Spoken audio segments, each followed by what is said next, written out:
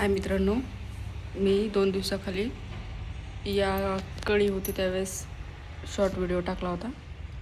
हे बघा, हे कळी आज अशी उमरली आहे. एवढं मोठं फूल होतं आणि हे फूल कंप्लीट महिनाभर राहतं. या झाडाबद्दल तुम्हाला थोडी माहिती सांगते मी. या झाडाला वर्षातून फक्त एकदा फूल येतं, ते मे महिन्यामध्ये. आणि मे महिन्याच्या अगोदर 2 महिन्यांनी हे पानं पूर्ण सुकून गळून पडतात. आणि हा त्याच्या खाली कांदा आहे. हा फक्त कांदा राहतो.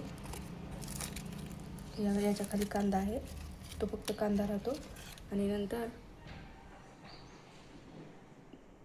हे पानं फुटतात आणि पानं फुटल्याच्या नंतर मे महिन्यामध्ये हे फूल येतं. हे फूल कंप्लीट महिनाभर राहतं. एरवी हे फूल येत नाही.